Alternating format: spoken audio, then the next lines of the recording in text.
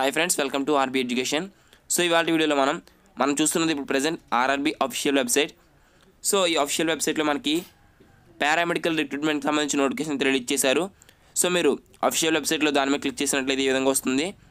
So చూడండి, ఇక్కడ మనకి 4/3/2019 అంటే నిన్న మనకి నోటిఫికేషన్ రిలీజ్ చేశారు. ఇక్కడ ఇంగ్లీష్ అని ఉంది కదా, దాని మీద క్లిక్ చేసి అయితే డౌన్లోడ్ చేసుకోవచ్చు. సో అదేవిధంగా పైన ఆన్లైన్ రిజిస్ట్రేషన్ గురించి. సో ఫ్రెండ్స్, ఇది అఫీషియల్ నోటిఫికేషన్ పారామెడికల్ కేటగిరీకి సంబంధించి. సో ఈ వీడియోలో మనం దీని యొక్క ఖాళీల వివరాలు, దీని యొక్క జీతం, దీని యొక్క ఇంపార్టెంట్ డేట్స్ అండ్ టైం, దీని యొక్క సిలబస్, అదేవిధంగా దీని యొక్క age limit and education qualification ప్రతిదీ ఈ వీడియోలో తెలుసుకుందాం. ఓకేనా? ఈ వీడియో ఎండింగ్ వరకు చూడండి.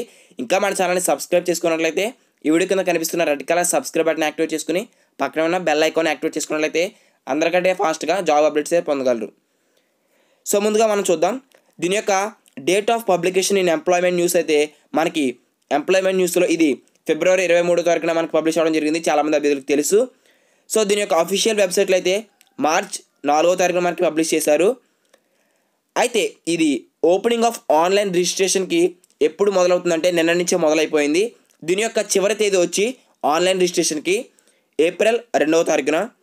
అదేవిధంగా దీని యొక్క ఆన్లైన్ పేమెంట్కి చివరి తేదీ 5 అంటే ఏప్రిల్ 5వ తారీఖున. అదేవిధంగా దీని యొక్క ఆఫ్లైన్ పేమెంట్కి చివరి తేదీ వచ్చి ఏప్రిల్ 4వ తారీఖున. సో దీని యొక్క కంప్లీట్గా ఆన్లైన్ సబ్మిషన్ ఆఫ్ అప్లికేషన్ చేయడానికి 7వ తారీఖు అంటే ఏప్రిల్ 7వ తారీఖు లోపలే మనం ఈ అప్లికేషన్ అనేది అఫీషియల్ వెబ్సైట్లో మనం ఫిల్ చేసి అప్లై చేయాలి. దీని యొక్క కంప్యూటర్ బేస్డ్ టెస్ట్ అంటే ఇది కంప్యూటర్ బేస్డ్ టెస్ట్ ఆధారితంగా జరుగుతుంది.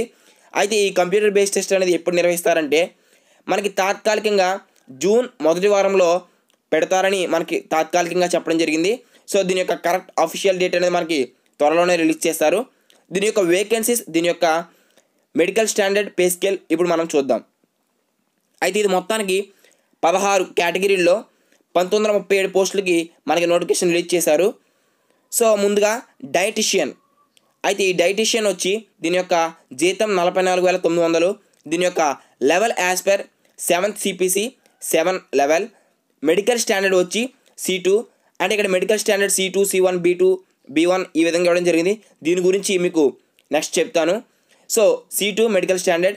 దీని యొక్క వేకెన్సీస్ అయితే 4 ఉన్నాయి. And next one staff nurse. అయితే ఈ స్టాఫ్ నర్స్ లెవెల్ 7. దీని యొక్క పే స్కేల్ వచ్చి 44,900. దీని యొక్క మెడికల్ స్టాండర్డ్ వచ్చి C1. దీని యొక్క టోటల్ వేకెన్సీస్ వచ్చి 1109. And third one dental hygienist. దీని యొక్క లెవెల్ వచ్చి 6. దీని యొక్క పే స్కేల్ వచ్చి 35,400. దీని యొక్క మెడికల్ స్టాండర్డ్ C2. అండ్ దీని యొక్క వేకెన్సీస్ వచ్చి 5 వేకెన్సీస్ మాత్రమే ఉన్నాయి. And fourth one dialysis technician. దీని యొక్క లెవెల్ 6, 35,400. దీని యొక్క జీతం. దీని యొక్క మెడికల్ స్టాండర్డ్ B1. దీని యొక్క వేకెన్సీస్ వచ్చి 20 పోస్టులు ఉన్నాయి. And fifth one extension educator. So దీని యొక్క లెవెల్ వచ్చి 6 అండ్ దీని యొక్క జీతం 35,400. దీని యొక్క మెడికల్ స్టాండర్డ్ C1. దీని యొక్క total vacancies 11. And sixth one health and malaria inspector grade 3. దీని యొక్క లెవెల్ 6, 35,400. దీని యొక్క జీతం. దీని యొక్క మెడికల్ స్టాండర్డ్ C1. దీని యొక్క పోస్టులు 289. And seventh one lab superintendent grade 3. దీని యొక్క లెవెల్ 6. దీని యొక్క జీతం 35,400. దీని యొక్క మెడికల్ స్టాండర్డ్ B1. దీని యొక్క వేకెన్సీస్ 25 అయితే ఉన్నాయి. And eighth one optometrist. దీని యొక్క లెవెల్ 4. దీని యొక్క జీతం 25,500. దీని యొక్క మెడికల్ స్టాండర్డ్ B1. అండ్ దీని యొక్క పోస్టులు అయితే 6 పోస్టులు అయితే ఉన్నాయి. So ninth one perfusionist. దీని యొక్క లెవెల్ 6, 35,400. దీని యొక్క జీతం. దీని యొక్క మెడికల్ స్టాండర్డ్ B1. పోస్ట్ కూడా ఒకటే ఉంది, చాలా తక్కువ. And 10th one physiotherapist. So ఈ ఫిజియోథెరపిస్ట్ చూసుకున్నట్లయితే లెవెల్ 6. దీని యొక్క జీతం 35,400. దీని యొక్క మెడికల్ స్టాండర్డ్ C1. దీని యొక్క పోస్టులు అయితే 21 ఖాళీలు అయితే ఉన్నాయి.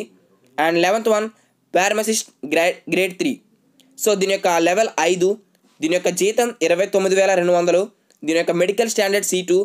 దీని యొక్క ఖాళీలు చూసుకున్నట్లయితే 277.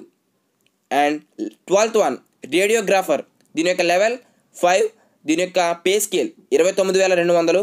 దీని యొక్క మెడికల్ స్టాండర్డ్ B1 దీని యొక్క పోస్టులు 61. అండ్ స్పీచ్ థెరపిస్ట్ దీని యొక్క లెవెల్ 5 దీని యొక్క పే స్కేల్ చూసుకున్నట్లయితే 29,200. దీని యొక్క మెడికల్ స్టాండర్డ్ B1 దీని యొక్క పోస్ట్ అయితే 1 ఉంది. అండ్ ఈసీజీ టెక్నీషియన్ చూసుకున్నట్లయితే దీని యొక్క లెవెల్ 4 దీని యొక్క జీతం 25,500. దీని యొక్క మెడికల్ స్టాండర్డ్ C1 దీని యొక్క పోస్టులు చూసుకున్నట్లయితే 23 అయితే ఉన్నాయి. అండ్ లేడీ హెల్త్ విజిటర్ దీని యొక్క లెవెల్ 4 దీని యొక్క జీతం వచ్చి 25,500. దీని యొక్క మెడికల్ స్టాండర్డ్ C1 దీని యొక్క పోస్టులు అయితే 2 ఉన్నాయి. అండ్ ల్యాబ్ అసిస్టెంట్ గ్రేడ్ 3 దీని యొక్క లెవెల్ వచ్చి 3 అయితే ఉన్నాయి. అండ్ నెక్స్ట్ వన్ 21,700 దీని యొక్క జీతం. అండ్ దీని యొక్క మెడికల్ స్టాండర్డ్ వచ్చి B1 దీని యొక్క పోస్టులు 82. సో ఈ విధంగా మొత్తం 16 కేటగిరీలో 1937 పోస్టులకు నోటిఫికేషన్ అయితే రిలీజ్ చేశారు. సో ఫ్రెండ్స్, అదేవిధంగా మనకి ఇంపార్టెంట్ ఇన్స్ట్రక్షన్స్ అయితే ఇవ్వడం జరిగింది. సో అందులో మనం చూసుకున్నట్లయితే ఇక్కడ మనం స్టేజెస్ ఆఫ్ ఎగ్జామ్ అనేది మనకి ఇవ్వడం జరిగింది. అయితే ఇక్కడ single stage computer based test exam అనేది నిర్వహిస్తారు. So and next one negative marking అయితే 1/3 నెగిటివ్ మార్కింగ్ అనేది ఇస్తారు.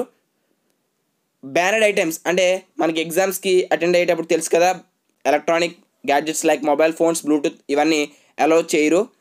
సో నెక్స్ట్ చూసుకున్నట్లయితే దీని యొక్క age limit and educational qualification మనం చూసుకున్నట్లయితే ఇప్పుడు మనం ఇక్కడ చాలా క్లారిటీగా అయితే ఇచ్చారు. సో మీకు అందుకే నేను ఏజ్ లిమిట్ అనేది చెప్పట్లేదు. అదేవిధంగా ఎడ్యుకేషనల్ క్వాలిఫికేషన్ అయితే ఇక్కడ పోస్టులు బట్టి సంబంధిత విభాగంలో బీఎస్సీ, పీజీ డిప్లొమో, అదేవిధంగా MSc diploma and graduation, inter, degree ఉత్తీర్ణతతో మనకి పోస్టులు అయితే అనెక్సర్ ఏలో ఎడ్యుకేషనల్ క్వాలిఫికేషన్ అయితే పొందుపరిచారు.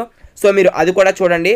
అండ్ ఇప్పుడు మనం ఎగ్జామినేషన్ ఫీ గురించి చూసుకున్నట్లయితే దీని యొక్క ఎగ్జామినేషన్ ఫీజు వచ్చి 500 రూపీస్. అండ్ 400 రూపీస్ అయితే మనకి ఈ అపీరింగ్ ఇన్ CBT అంటే కంప్యూటర్ బేస్డ్ టెస్ట్ ఎగ్జామ్కి అపీర్ అయిన తర్వాత 400 అనేది మనకి రిఫండ్ అయిపోతుంది. And SC, ST, ex servicemen, PWBDs and female, transgender, మైనారిటీస్కి మాత్రం ఎకనామికల్లీ బ్యాక్వర్డ్ క్లాసెస్ వారికి 250 రూపాయలు మాత్రమే ఫీజ్. సో ఆ 250 రూపాయలు కూడా రిఫండెడ్ అయిపోతుంది ఎగ్జామ్కి అటెండ్ అయిన తర్వాత మనకి బ్యాంక్ అకౌంట్లో. సో అదేవిధంగా ఆన్లైన్ పేమెంట్ చెప్పాం కదా, ఆన్లైన్ పేమెంట్ అంటే మనకి bank debit card, credit card ద్వారా. అండ్ ఆఫ్లైన్ పేమెంట్ అయితే SBI bank challan payment mode. And next one post office challan payment. So ఈ విధంగా ఇవ్వడం జరిగింది. అండ్ నెక్స్ట్ చూసుకున్నట్లయితే దీని యొక్క రిక్రూట్మెంట్ ప్రాసెస్ మనం చూద్దాం. ఇక్కడ మనం గమనించుకున్నట్లయితే దీని యొక్క అంటే చాలామంది డౌట్స్ ఉంటాయి, ఒక పోస్ట్కే అప్లై చేయవచ్చా లేదా 3, 4, 5 అప్లై చేయవచ్చా అని అడుగుతారు. సో దాని గురించి కూడా మీకు చెప్తున్నాను. Only 1 online application is required to be submitted by the candidate. Only ఒక అప్లికేషన్ అయితే మాత్రమే అప్లై చేయడానికి మనకి ఛాన్స్ అయితే ఇచ్చారు. అదేవిధంగా మనకి నెక్స్ట్ చూసుకున్నట్లయితే దీని యొక్క సెక్షన్ వైజ్ మార్క్స్ చూసుకున్నట్లయితే మొత్తం 4 కేటగిరీ అంటే ప్రొఫెషనరీ ఎబిలిటీ నెంబర్ ఆఫ్ క్వశ్చన్స్ 70 అంటే క్వశ్చన్ వచ్చి 1 మార్క్ క్యారీ అవుతుంది, 70 marks allotted. And general awareness వచ్చి 10 మార్కులు, దీని యొక్క మార్క్స్ 10, క్వశ్చన్స్ కూడా 10 ఉంటాయి. General arithmetic, general intelligence and reasoning 10 మార్కులు, 10 క్వశ్చన్స్ ఉంటాయి. జనరల్ సైన్స్ 10 మార్కులు, 10 క్వశ్చన్స్ ఉంటాయి. సో మొత్తం 100 మార్కులు అయితే ఉంటాయి. అండ్ నెక్స్ట్ చూసుకున్నట్లయితే దీని యొక్క స్టేజ్ అంటే దీని యొక్క ఎగ్జామ్ టైం వచ్చి మనకి 90 నిమిషాలు అయితే ఉంటుంది. 90 నిమిషాలు అనేది 100 క్వశ్చన్స్కి నిర్వహిస్తారు. అండ్ స్క్రైబ్ ఉంటారు కదా, స్క్రైబ్ వారికి 120 నిమిషాలు మనకి కేటాయించడం జరుగుతుంది. దీని యొక్క నెగిటివ్ మార్క్స్ అయితే చెప్పడం జరిగింది. దీని యొక్క షార్ట్ లిస్టింగ్ అంటే మనకి ఎగ్జామ్ అయిన తర్వాత వెరిఫికేషన్కి ఎన్ని మార్క్స్ వస్తే మనకి మినిమం క్వాలిఫై మార్క్స్ అయితే అన్రిజర్వ్డ్ వారికి 40% అంటే 40 మార్క్స్ రావాలి. ఓబీ, SC వారికి 30 మార్క్స్ రావాలి. అండ్ ST వారికి 25 మార్కులు అయితే రావాలి. ఓకేనా? సో నెగిటివ్ మార్క్స్ అయితే ఉన్నాయి. సో మనం చాలా క్లారిటీగా అయితే ఇక్కడ మెన్షన్ చేశారు. అండ్ నెక్స్ట్ చూసుకున్నట్లయితే దీని యొక్క సిలబస్ కూడా లాస్ట్లో మెన్షన్ చేశారు. అండ్ మనం లాస్ట్కి వచ్చేస్తే ఇక్కడ చాలా ఇన్స్ట్రక్షన్స్ అన్నీ ఇచ్చారు, మీరు అవి చూసుకోండి.